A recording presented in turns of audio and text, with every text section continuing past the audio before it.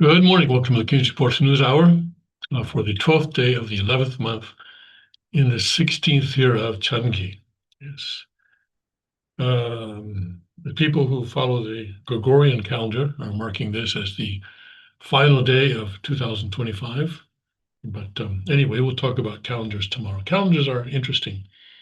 It's a way that we mark time, and there are various reasons for doing that. Anyway, but that's not what we're talking about today. Today, let's go to the 원리 본체론, the original substance of the divine principle. And I wanted to go back just a couple of slides because reviewing last week's video, I noticed that at the end there, I was not actually showing you the slide that I was talking about. And it's kind of important. Well, it's not just kind of important, it's very important. So I just wanted to just three slides at the end there that I failed to show you. Let me erase this. You probably see a black strip there at the bottom, don't you? Let me get rid of that. Okay. Meeting controls. The problem getting rid of that, though, is that I don't know immediately by looking down here on my screen whether I'm sharing this with you or not. So I just have to remember. All right, so universal prime energy given receive action and the four position foundation. And universal prime energy is the fundamental force for God's existence and the causal force that gives rise to the energy that allows all created beings to exist. So, universal prime energy is within God. It comes about through the give and receive action of Songsang and Yongsang within God. It is the fundamental force for God to exist, and then the energy that flows into the universe then comes as a product of that universal prime energy. Without exception, all existences require energy and force to exist. This is true for God too. God himself also requires a force in order to exist. Universal prime energy is the fundamental force that generates the energy required by all beings created by God for their own existence. And so then we go to give and receive action, and here's the universal prime energy. And the subject, or the Songsang and the subject position, the object and the Hyongsang position have give and receive action, And in the product of that give and receive action is the energy that flows into the universe and becomes what enables all existence, multiplication, and action within the universe. And as I mentioned last time, God is continuing to put energy into the universe. And so science or the Big Bang Theory is wrong if they say that the total amount of energy has not changed since that initial Big Bang. And then eventually, over billions of years, as the universe continues to expand, and gradually that energy gets spread out, so that it becomes so spread out that it eventually becomes cold, and then either the universe will continue to exist as just a cold, dead universe, or it will collapse in upon itself. I think that's basically a kind of a rough summary of the Big Bang. But Father says, no, no, no, no, no, no. God is now and will continue for eternity to pour energy into the universe. Because remember, God has an irrepressible impulse to create, to invest love in his creation. And that cannot stop because it is an irrepressible impulse. Okay, so anyway, so the universal prime energy is cause, subject, and internal, and the energy that gives rise to the existence, multiplication, action of the universe is the effect, as opposed to God. The UPE's cause, and it's the object partner, and it's external. So in Worli Poncheron, which is the unification principle, when Songsang and Hyongsang establish a reciprocal relationship to form a reciprocal common base, the phenomenon of receiving something takes place. This is the phenomenon, is what we call give and receive action.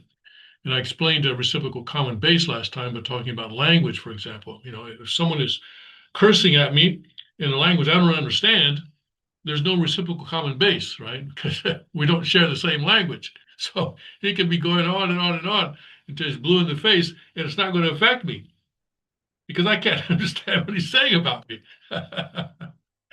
Completely lost. Not even translation, just total failure of communication.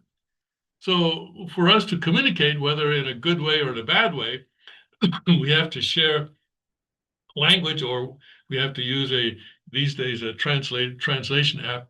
We have to share that. So there has to be a base on which this reciprocal action can take place. And then let's see. I think okay. I think we went this far last time.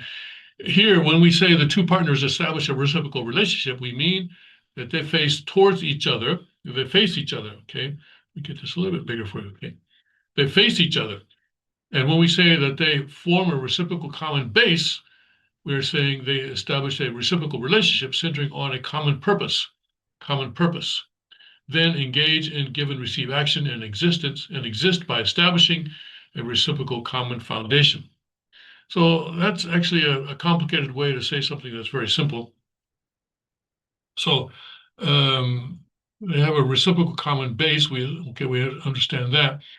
For example, language, and then they have a reciprocal relationship centering on a common purpose. They share a purpose, and then the result then is a unified body, a reciprocal common foundation. And so, but there must be two preconditions necessary for give and receive action. One is that in order for give and receive action to be engaged, two preconditions are necessary. First is that there must be a center. Okay, there has to be something at the center of it. And second, following the completion of the give and receive action, a set result must appear. So there must be a center and a result for that to actually be give and receive action. If there isn't a center, or if there isn't a result, then we say that that's actually not give and receive action. So here, the center can be Shimjong. This give and receive action can be centered on Shimjong, or it can be centered on purpose. The reciprocal action that involves no center or no result is nothing more than reciprocal action. It's not give and receive action. So it is not producing. It is not part of God's creation effort. It's not give and receive action. The center of give and receive action between God's attributes is in some cases Shimjong, and in other cases purpose. Sometimes this within God, when this give and receive action is taking place, sometimes it's centering on his Shimjong, sometimes it's centering on a particular purpose. And when it's centering on the Shimjong, when Shimjong is the center, the result is a unified body, a union or harmonized body. When purpose is the center, the result is a multiplied body, or a new life body.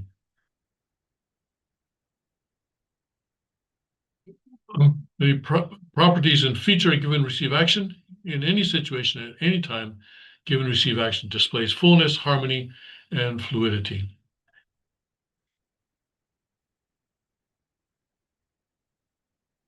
So we've seen that all beings are relational beings, co-responsive beings. And that's, I think, is a very important part of a father's teaching, that nothing exists on its own, that everything exists for the sake of something else or for the sake of a larger purpose.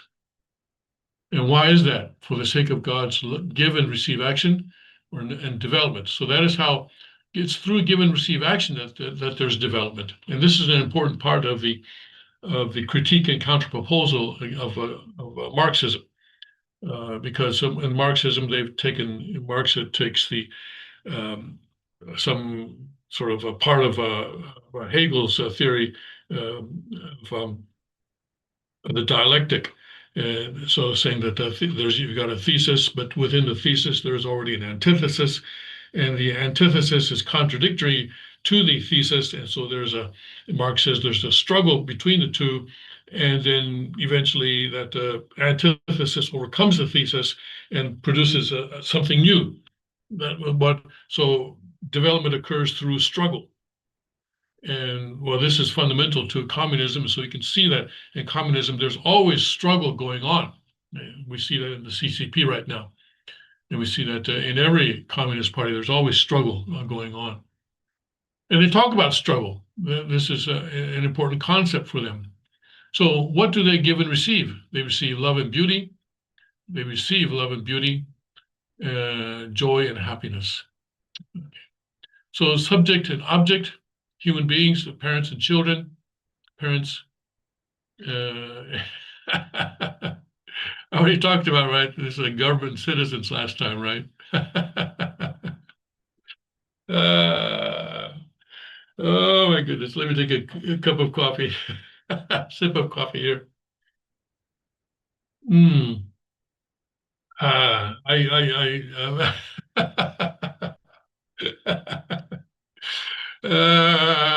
Okay, there's an asterisk there. That's what it's about. The government connoted here is the Constitution of the United States of Chonuguk. Okay, all right. So we're trying to get around it that way. All right, yes, I suppose you could say that. Because the Constitution of the United States of Chonuguk is not created by the citizens. The Constitution of the United States of Chonuguk is like the Ten Commandments. It's a revelation from God. All right, yes. So if you put the Constitution there, all right, so we can say that, all right. Although I'm pretty sure that's not what the people who wrote this actually originally intended. But this idea, this is really a struggle here in East Asia, and probably in not only East Asia, I guess, other places as well. The idea that those in power are sort of the parent of the country, and the people are the children, and it's just really, oh my goodness. So okay, so if we say that it's the Constitution of the United States of Chonuguk, then yeah, we can get around it that way. Okay. All right. So your parents and children, husband and wife, husband subject position, wife in the opposite position, teacher and student. So, but the important thing here, though, is that subject object is not a vertical relationship. This is a horizontal relationship.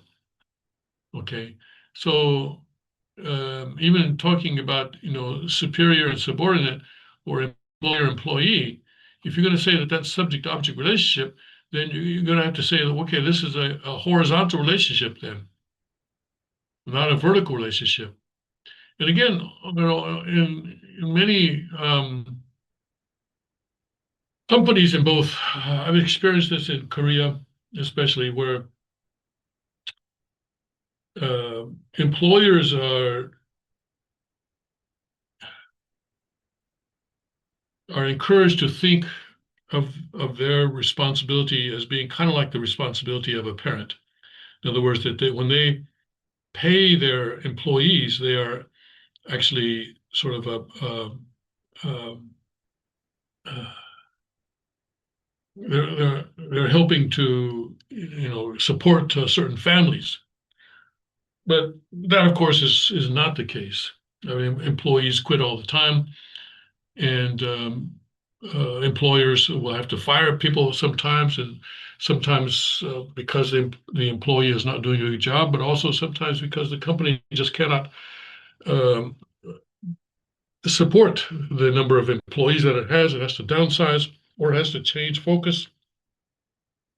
So I don't agree at all that employer and employee is a sort of uh, a model based on the sort of the family relationship there. It's a business relationship, but it is subject object. It is subject object. And the employer definitely is in the subject partner position, employees in the object partner position, but that puts them in a horizontal relationship. Okay.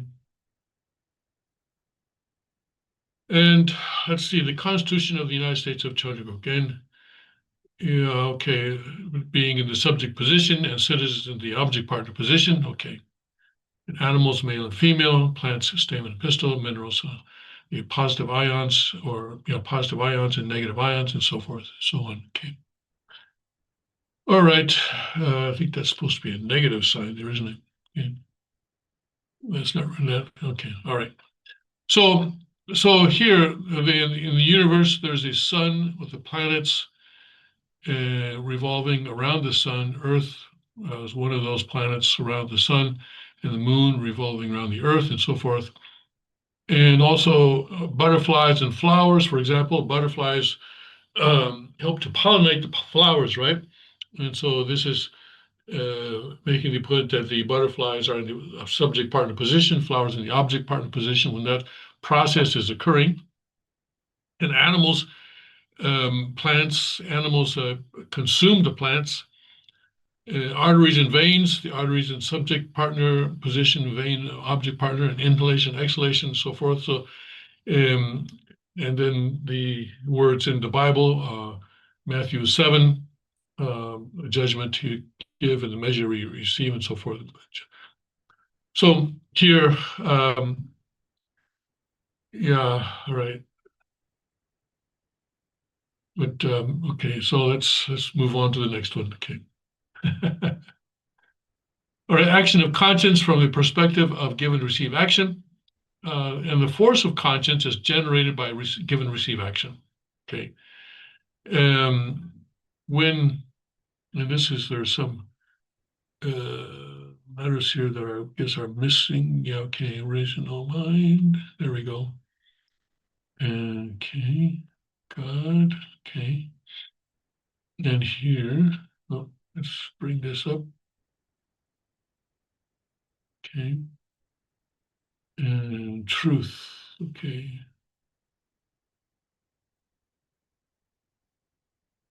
Okay.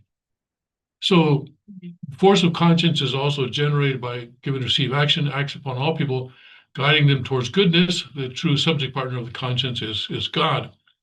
And so in the original human beings, this is the original human beings, God has given and receive action with the now on this, both sides are the song song here and subject partner, young sign object partner position. And original mind is generated from this from here. So God is relating to the original is related to the human being's original mind, and then the force of the conscience, because the human beings and the original human beings understand the truth. Uh, they don't have originally people could understand the truth because they did not have Satan blocking them or evil spirits are misguiding them, leading them in a wrong direction, so forth, and all these other strange philosophies and evil uh, thoughts and so forth that take people in different directions. So there would be the truth, and this would be the force of conscience, and this would always guide people in the direction of goodness. But for the fallen human beings, it's a bit different, isn't it? Because right now the truth is off to the side, off to the side. And some people, it's way actually on the other side. It's on the other side. And so God is, yes, he's having a relationship with the truth, but then fallen human beings have something that they themselves consider to be the truth. And then they have given and received action with that false truth or the mistaken truth, and this takes them in a mistaken direction. You know, people say that, oh, everybody has their own truth. Well, no. If God exists, and yes, he does, if God exists, then there is an objective truth, and it is the truth of God. Either homosexuality is an abomination or it is not. And God, if in God's truth it is an abomination, then that is what it is. That is what it is. And you cannot say that, oh, different people have their own different truth. Well, they have their own mistaken truth, which is off to the side, or even way down, all right, maybe even the opposite direction. Um, and so it's important that people's conscience then be educated with the actual truth, which of course is now in this age the principle and the divine principle and the OSDP. And this is why Father emphasized so much that people should go through the OSDP workshops several times in order to really understand the truth deeply and also to study Father's word and study the Chen Song study Father's sermons, and study the other 8 great textbooks and teaching materials, so that we are constantly educating our conscience. And it's not just by reading the written word that we are educated, it's also by experiencing it. Remember, the Father used the word chehir often, chehir. We translate that into English as learning through experience. There are certain things, quite a number of things that cannot be expressed in the language of fallen human beings, or in any language. When we must experience them in order to understand them.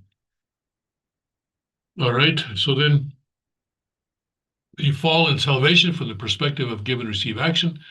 So here, uh, God and human beings, and here, let me just, sometimes I want to change this. Okay, completed human being.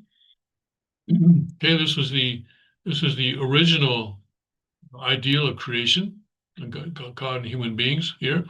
But then he's Satan. Okay,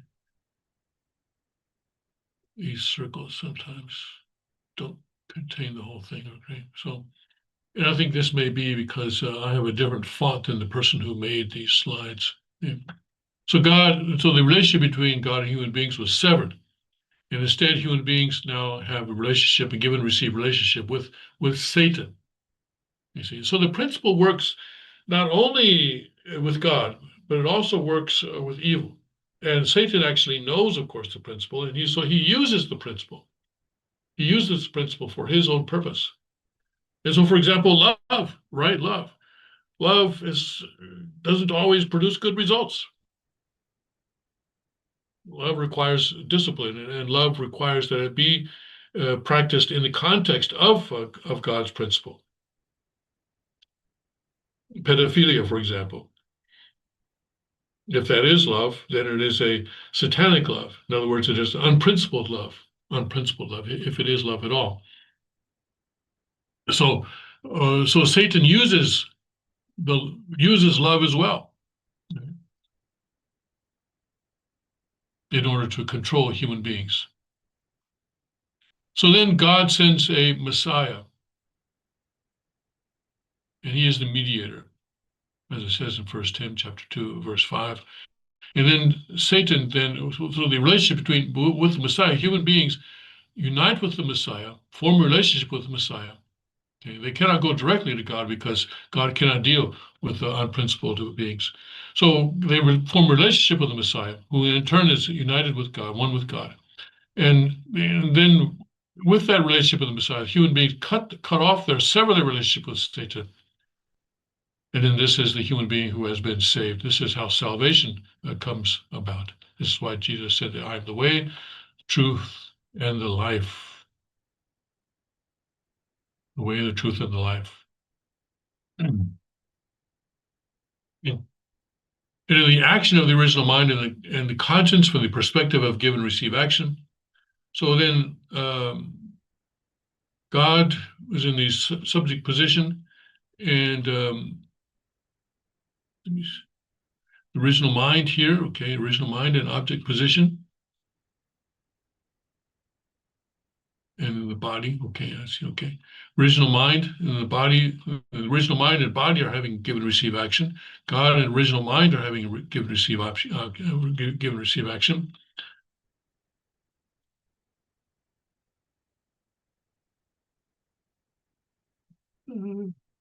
Change some of these things here.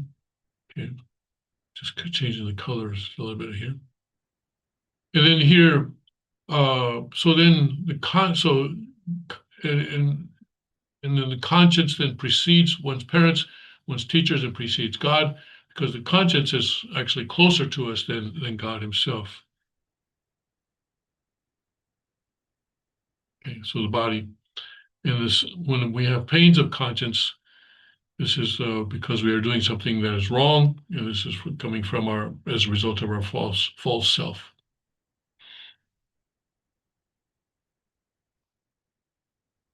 And in the four-position foundation, there's a center, which can be either the Shimjong, when we're talking about God, it's either Shimjong or its purpose. and a give and receive action between Songsang and Hyongsang, subject partner, object partner, and then there's a result.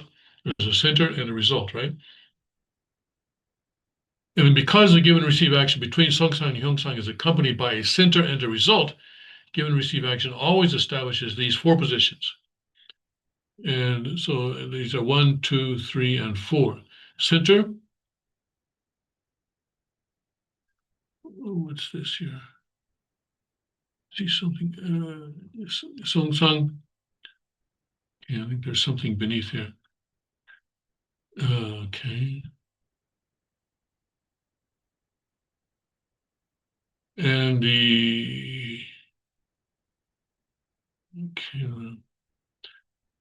we have a spatial manifestation of Songsang Hyongsang that results through their give and receive action, centering on this center. What is going on here? I can see something below there.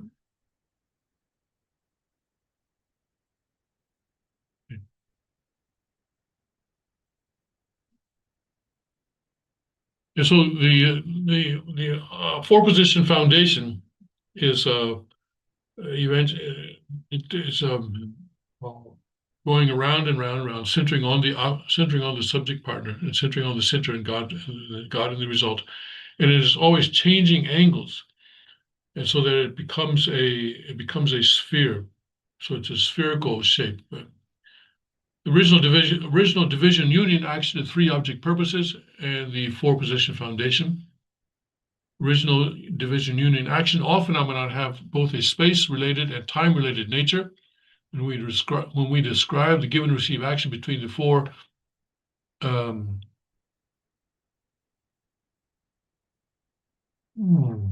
the four elements, subject, object, and result, we call this the four position foundation. However, when we describe their give and receive action in time related terms, we call this original division union action. So we can say that God invented space. God created space, shall we say. He created space with the four position foundation, and he created time with the original origin division union action. So, so this refers to the temporal manifestation of subject and object that results through their give and receive action centering on the center.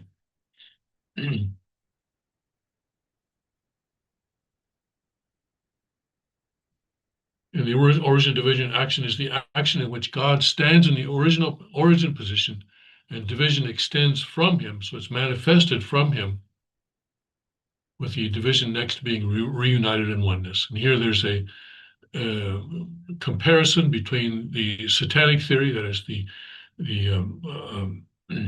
dialectic theory, and God's principle. So dialectic is based on confrontation and struggle, based on hatred, and it's the basis for dialectical materialism and also historical materialism. And it comes from the Feuerbach's materialism and Hegel's dialectic, but it was adopted, or shall we say, sort of modified by Marx and then Lenin as well, to create this kind of a Kane type of philosophy that has resulted today in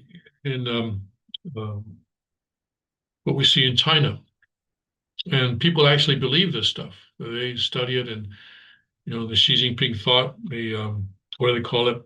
Socialism with Chinese characteristics, for socialism for a new age with Chinese characteristics, and Xi Jinping thought, I think, is the official title that they give it these days. But God's principle is that we have a subject object centered on God, and human beings, a man and woman, for example.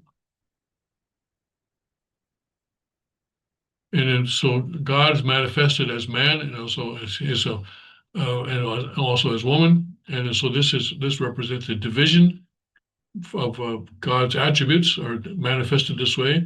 Then the man and woman come together in union, and this produces children and a family, and eventually society and nations and world. So this is original division union, which is based on harmony. And so because they share a purpose, a shared purpose, and so they're working together to accomplish a purpose. And that relationship is based on love.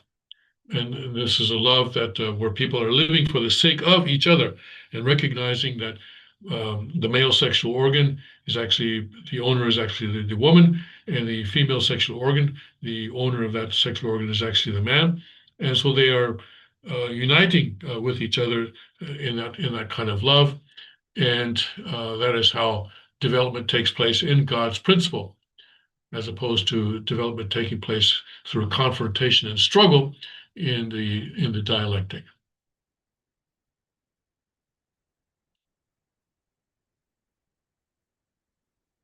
We missed a couple of things here.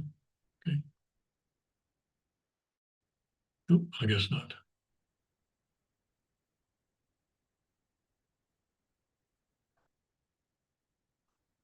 I guess not. Okay. The relationship between origin, division, union, action, and dialectical materialism. So when Marx and Engels combined Hegel's dialectic with materialism, they created the dialectical materialism, and Hegel's dialectic is a development logic that adopts that formula.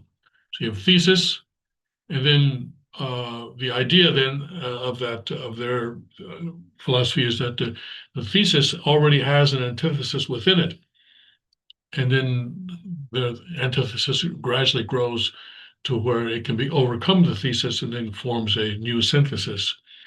For example, in a company, for example, you have the capitalist, or you have the employer, you have the capitalist, and you have employees, or the laborers, they call them, or the workers or laborers. And in the beginning, the laborers are weak; they don't have a lot of power. So they are the antithesis. The employer, the capitalist, they are the thesis, and the workers, laborers, they're the antithesis, but they don't have power, at least not in the beginning. But they unite, they educate each other, and so forth and so on, and they uh, gather a lot of people. So to some point, then, where they become strong enough to overcome the employee, the employer, or the capitalist. So then at that point, then they are able to overthrow the capitalist and form a new synthesis, which is that, well, uh, I guess they own the factory now. So thesis, antithesis, synthesis, materialism is a formula, dialectical to materialism, a formula for development through contradiction, wherein all things develop by unity through struggle of the conflicting parties, namely thesis A and antithesis B. In reality, communists ignore the unity and only view development through struggle being dialectical development.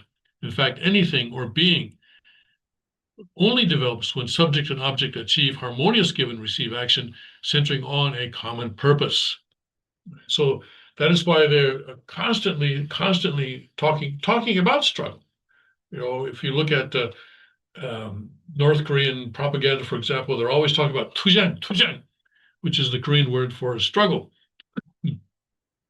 Everything is a struggle. And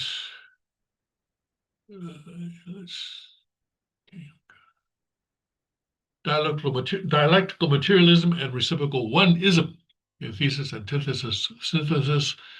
Whereas, so they're not they don't want to talk about harmonious unification, but only about oppositional struggle.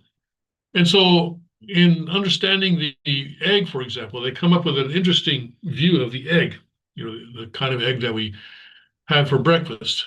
So, in the egg, you have the embryo and the albumin and the yolk.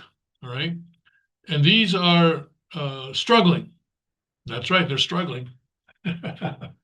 They're struggling, and then as a result of that struggle, they get a chick. You get a chick. Whereas in the actual reality and in God's creation, the embryo and albumin are working together for a common purpose to produce a chick. And they're not struggling against each other. They're working for a common purpose.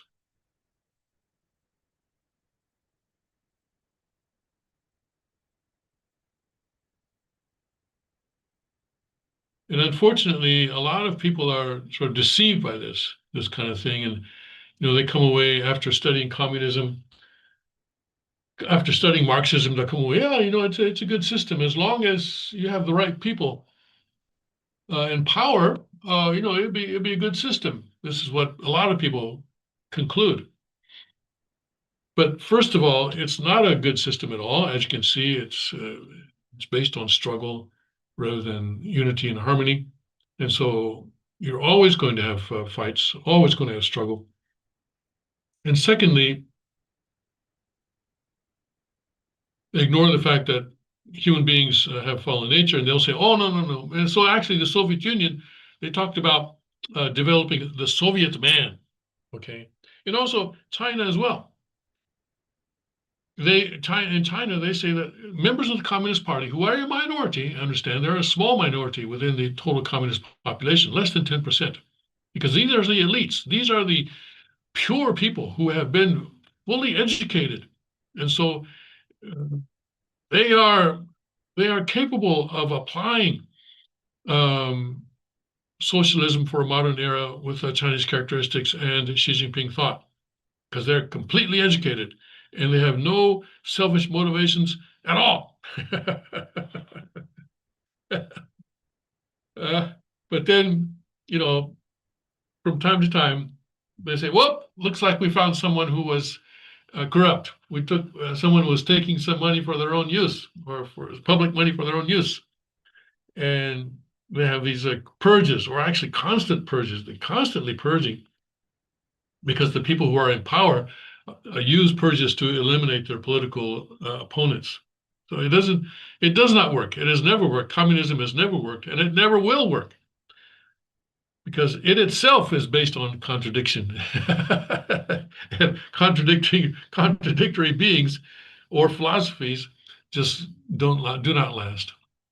So here with an embryo and the egg's albumin yolk stands in the position of subject-object partners, and both are directed towards the same purpose. It is more appropriate to call this a give and receive relationship rather than a dialectical relationship. Accordingly, this dynamic should be considered one of give and receive type oneism, creating one rather than a dialectical materialism. Okay. So the three element nature and individual truth bodies, all created beings necessarily possess three types of relative subject-object elements. Songsang and Hyongsang, yang and yin nature, and also the main element and the supporting element. Then we have the three object purposes. When any one of the four elements assumes the position of subject, the other elements take the position of its three objects. Now, be careful not to misinterpret this, but God is, of course, the center, and when he is having a give and receive action with the subject, in other words, with the man in the family, for example, and he's also having a give and receive relationship with the object, or the woman or the wife, and he's also having a give and receive relationship with the children, and they are having give and receive relationships with each other, right? Okay. So it's all everyone's having give and receive. So when God is when the husband, for example, is praying, okay, when he's praying, then he is putting himself in, then he is in that moment, he is talking to God. So he is in the subject partner position for that function. Or when the wife is praying, and she can pray too, when she is praying, she is in the subject partner position to God. Or when the child is praying, and children can pray too, then that child is in the subject partner position to God. But overall, the relationship of man and woman as being man subject partner, woman object partner does not change. It is only in that sort of functional sense that there is that in terms of that function, there are God can be an object partner position, or the man can be an object partner position to the woman, or the husband can be an object partner position to the child. And when the father is talking to the children, and the child is making a point to the father, then obviously the child is in the subject partner position. So the subject partner, object partner position are very fluid like this. So when all four elements engage in give and receive action, the three object purpose is completed. The center of all beings is God, and all motivation begins from God, and the self should not be the center of motivation. And so this is how the whole four position foundation then takes on a spherical shape. When the four elements engage in give and receive action, and the three object purposes is perfected and completed, the four position foundation is formed. And this is the completion of God's purpose of creation. It's the foundation for existence, fundamental foundation of love, fundamental foundation of goodness, fundamental foundation of power or energy, fundamental foundation for three stages, fundamental foundation for the numbers 4, 3, and 12. We'll see that in a minute. Okay. But what Hakchahan has done, though, is that she is saying, no, now I'm in the subject partner position. But no,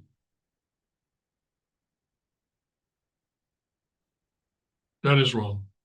And this is why we have to say that she has walked away from her position and from her role that she previously held as the true mother um,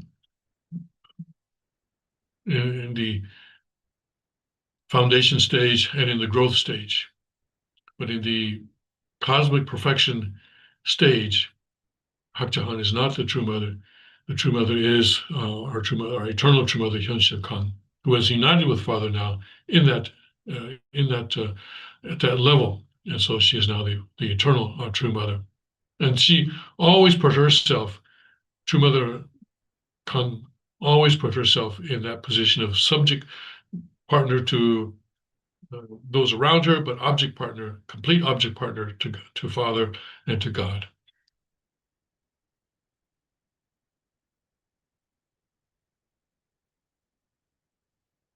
Is fundamental foundation for the numbers 4, 3, and 12, because here 4, of course, the foundation, then the 3, because we have 3 levels: origin, division, union, and also each of these has 3 sort of partners. God has partner here, 2, 3, and also husband 1, 2, and 3, and 3, and then 12, because 2, 4, 6, 8, 10, 12. We have 12 arrows here, 12 relationships here. And then the types of four position foundation, we have individual, family, and dominion type. These relate to Genesis 1:28, and God, centering on God, mind and body. There's a give and receive action between mind and body that must be centered on God, and there must be a result. And the result is the completed human being. In other words, the character is a completed.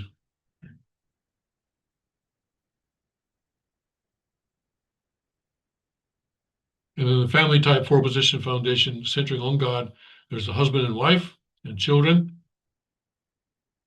And this is the ideal family. And then the dominion type four position foundation centering on God, human beings and all things. And centering on God's or the production, obviously the result that is generated is the ideal of God, the creation ideal of God. And this would be the kingdom of heaven on earth, and then the kingdom of heaven in the spirit world as well. And the mode of existence of the four position foundation, that is a circular motion, but also spherical, because you have now here a right and left, above and below. Now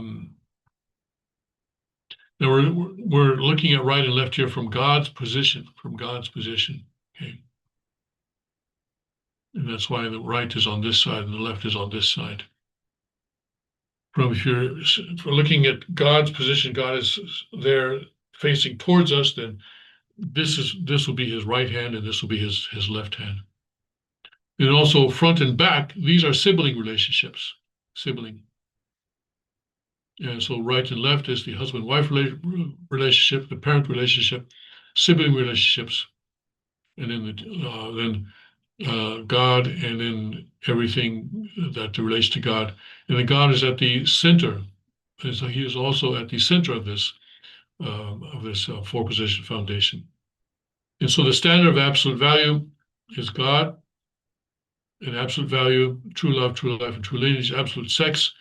And the privileges of true love is that the right of equal status, the right to live together, right of participation, and the right of inheritance. Because this means that when there's true love, there is a right of equal status between the husband and wife, and the right to live together. So we're also talking about the relationship between human beings and God here.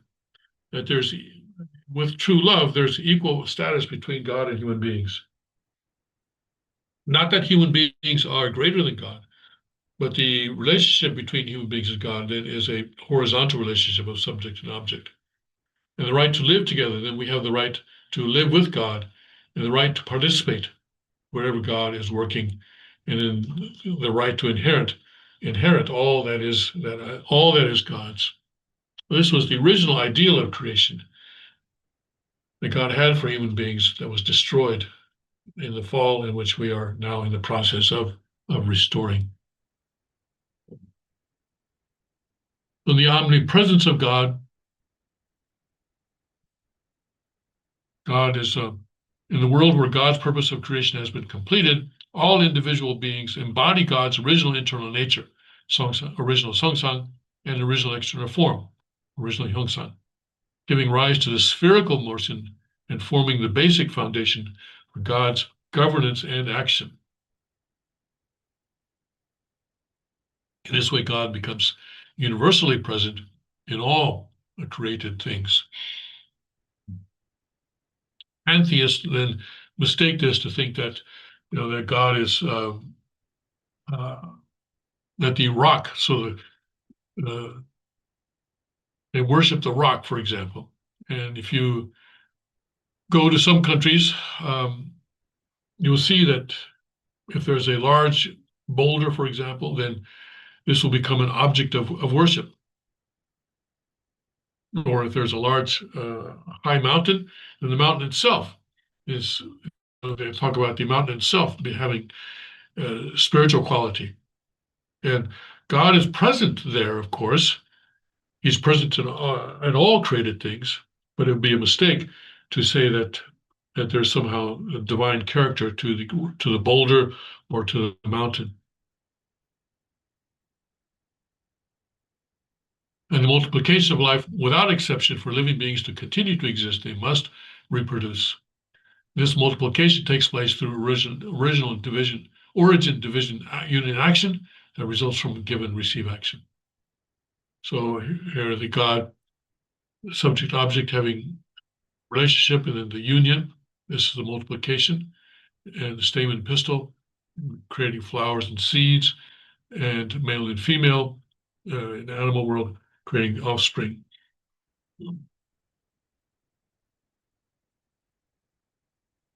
And the reason all beings are comprised of dual characteristics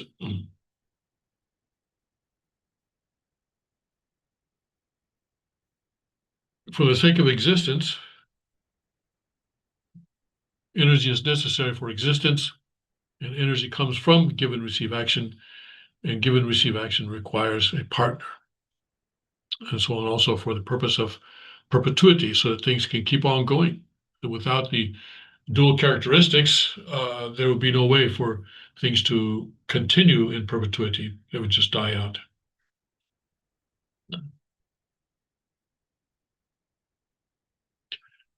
So the purpose of creation, then we'll talk about the purpose and motivation for creation. We're still in chapter 1. This is section 3 of chapter 1. The motivation for creation and the purpose of creation is what we've talked about here. And we'll talk about the Shimjong.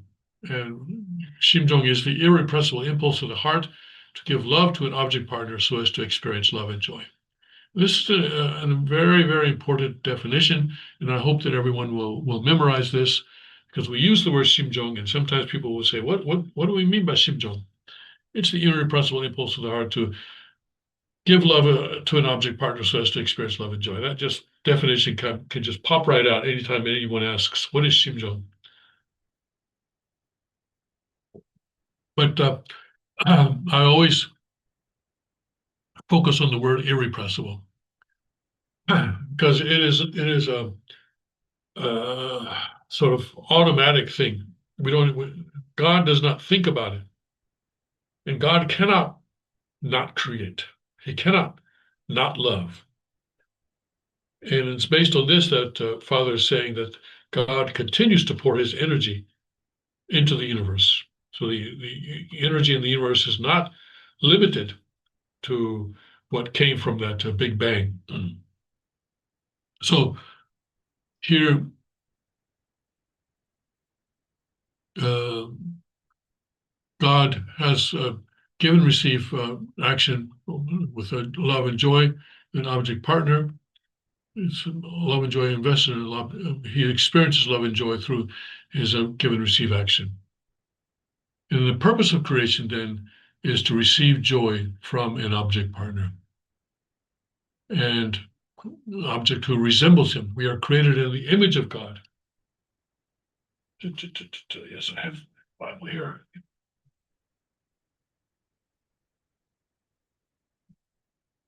Genesis 1:27. He created him. So God created man in his own image. In the image of God created he him, male and female, created he them. So we are created in the image of God. That means that we are created to resemble God. This is what image means. And also the object that is good, John 4:20.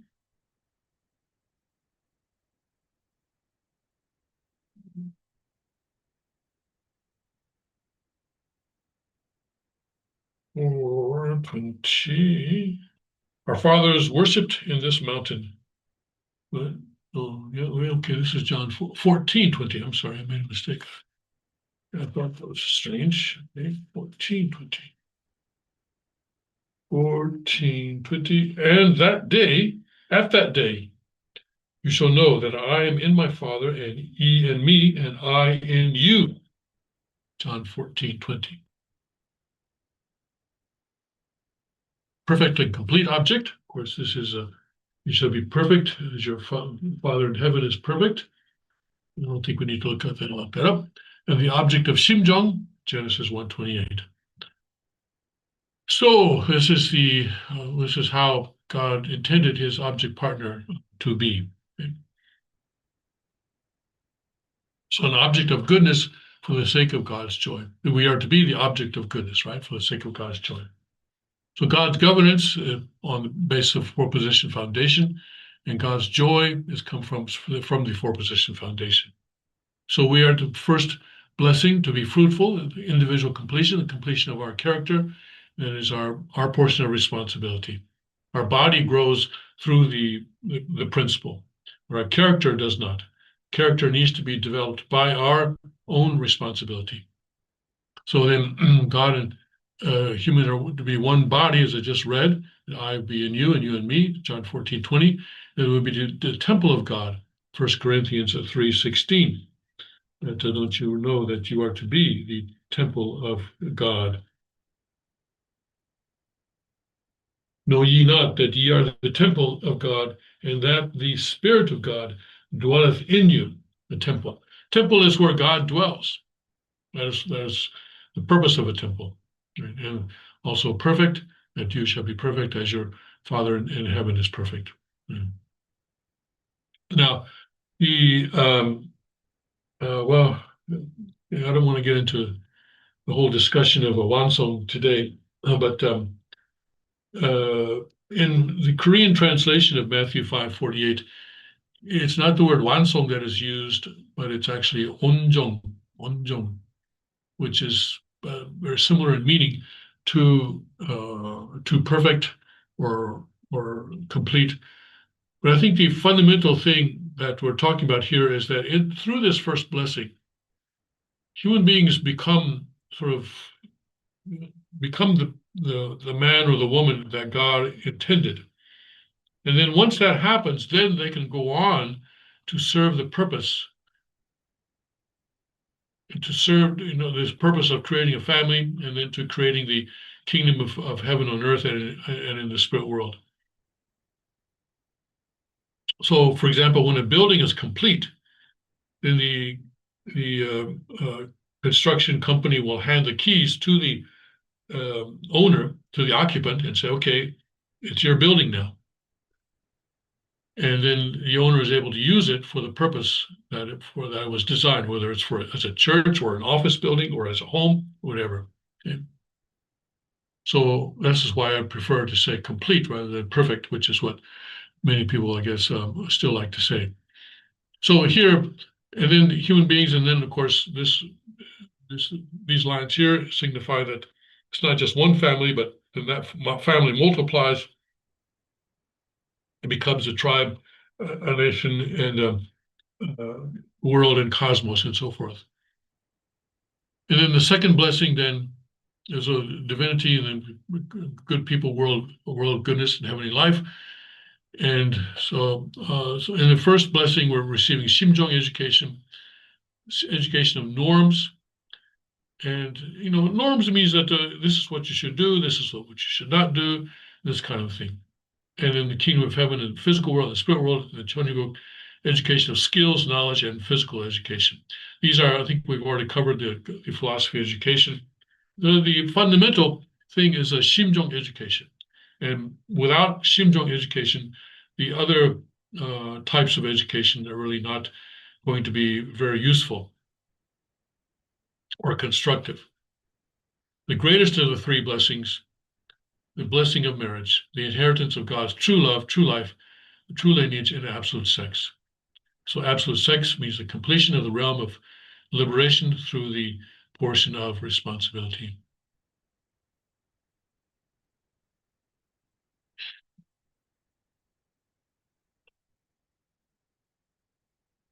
So this is why we're not concerned about who becomes a member of our church, a member of our faith community. We don't keep a list of members.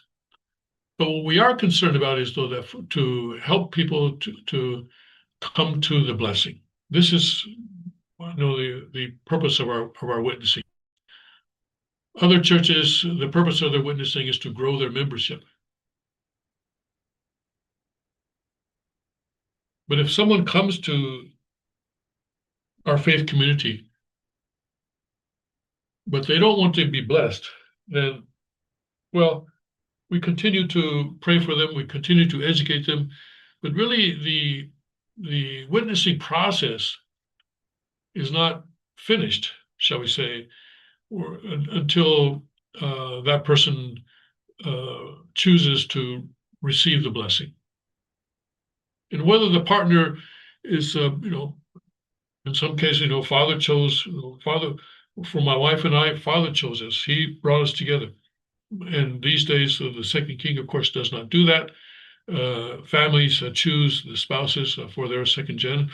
Or if a first gen person comes to our faith community, then we may sort of help them, or if they participate in various activities in our faith community, then they may meet someone that they would like to receive the blessing with, or they may bring someone with them already. If they're already married before they come, then probably receiving the blessing with their existing spouse is the best way to go. And that's the normal way to go. We don't tell people, oh, you have to get divorced in order to receive the blessing. So it's the blessing that is the greatest of those three blessings. And every human being on earth and in spirit world needs to go through the blessing at some point or other. And this is why Father was blessing 400 million. And I think the largest number he finally got to was 400 million. But there are still many billions of people in the earth, on the earth today and in spirit world who have not been blessed. And so our work is not done. All right. So that is all the time we have today. And thank you for watching. And God bless Godspeed, and may his kingdom come quickly.